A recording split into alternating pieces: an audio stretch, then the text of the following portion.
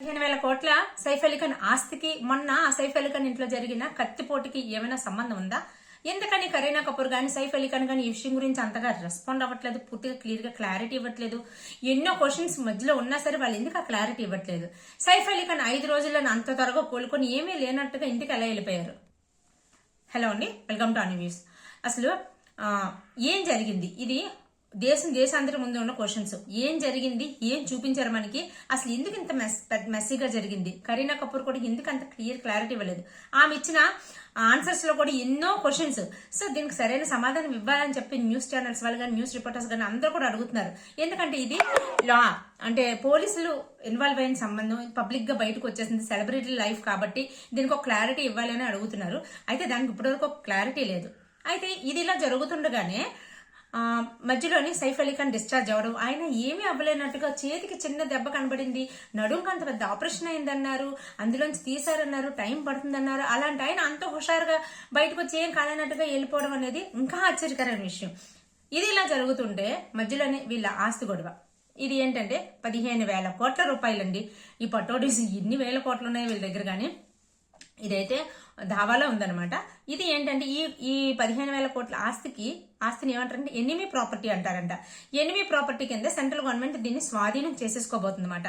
So దీనికి సైఫ్ అలీ ఖాన్ వాళ్ళకి December 24, 2024 December 24 నుంచి లాస్ట్ పిటిషన్ కింద 1 మంత్ ఛాన్స్ ఇచ్చారు, ఈ జనవరి 24 వరకును.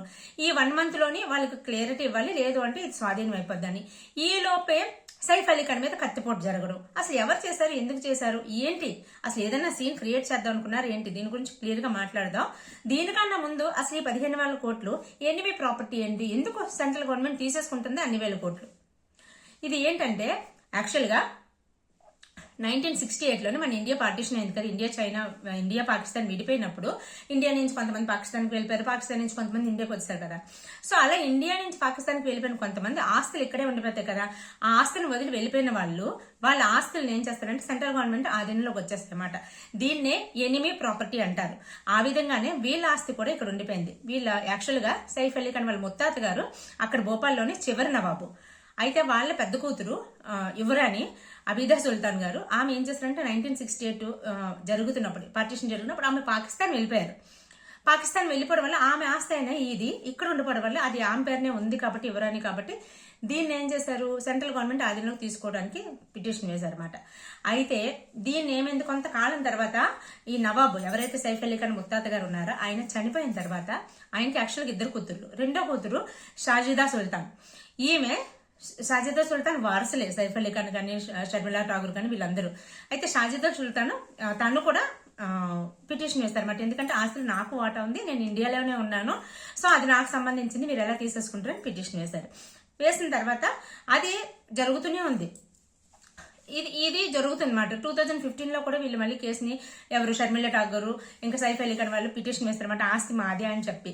అప్పటి నుంచి కంటిన్యూస్ గా ఫైట్ అవుతుంది.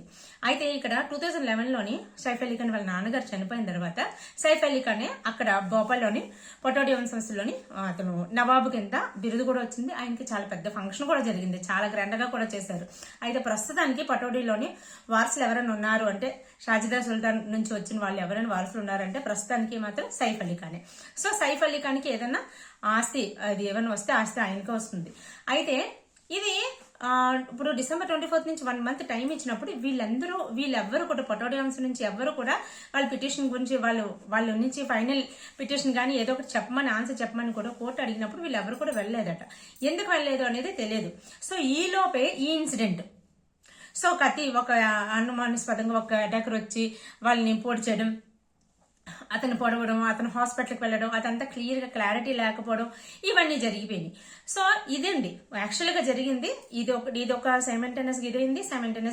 దీనికి ఏమైనా లింక్ ఉందా అంటే సైఫ్ అలీ ఖాన్ కరీనా కపూర్ చెప్తున్నప్పుడు సైఫ్ అలీ ఖాన్ ని ఆ వ్యక్తి పొడుస్తున్నప్పుడు చాలా కోపంగా చాలా అగ్రెసివ్ గా పొడుస్తున్నాడు అని చెప్పారు. అంటే ఒక వ్యక్తి సైఫ్ అలీ ఖాన్ పొడుస్తున్నాడు అంటే ఒక దొంగ అయితే తప్పించుకోవడానికి పొడుచుకున్నప్పుడు ఒక విధంగా పొడుస్తారు, కోపంతో అగ్రెసివ్ తో ఈ మనిషిని ఏదైనా చేసేయాలనే ఉద్దేశం ఉంటే ఒక విధంగా పొడుస్తాడు. ఆ మనిషి ఆ విధంగానే పొడిచాడు అన్నట్టుగానే కరీనా కపూర్ చెప్పారు.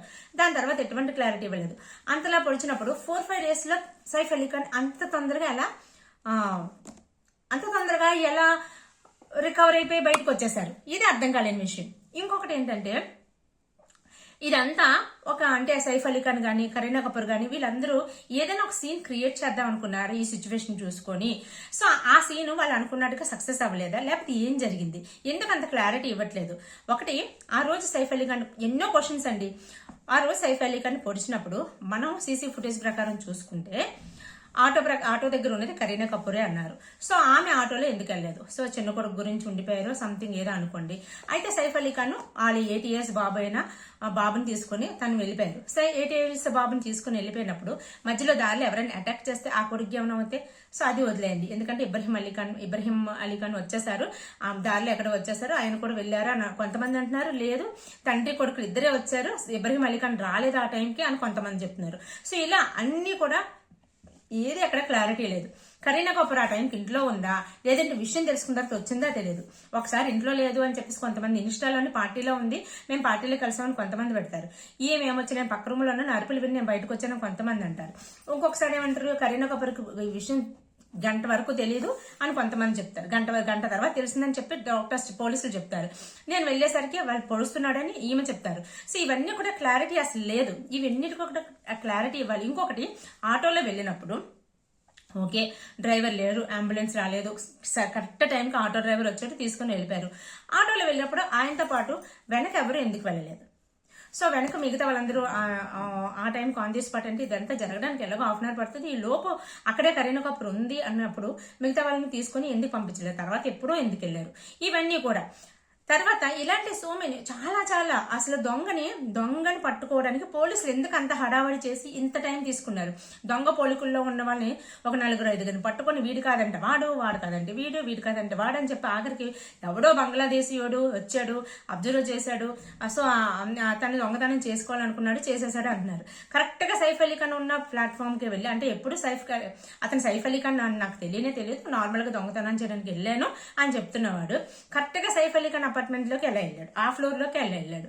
సో ఇలా చాలా క్వశ్చన్స్ ఉన్నాయి. అంటే ఒకటి అయితే సైఫ్ అలీ ఖాన్ కరీనా కపూర్ గారు వీళ్ళందరూ కలిపి ప్లాన్ చేసి ఏదైనా సీన్ క్రియేట్ చేసి ఏదో సిచ్యువేషన్ మనకు క్రియేట్ అయ్యిందని చూపిద్దాం అనుకున్నారా? అది ప్లాన్ ఫెయిల్ అయిందా?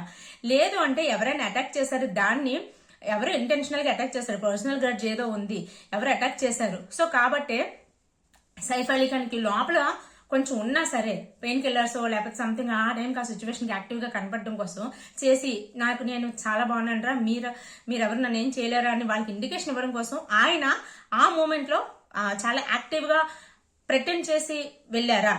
సో అంటే ఒక పిక్చర్ లైట్ నాకేం కాదు, మీరు నన్ను ఎవరు ఏం చేయలేరా అని చెప్పడానికి అన్నట్టుగా అలా వెళ్ళారా?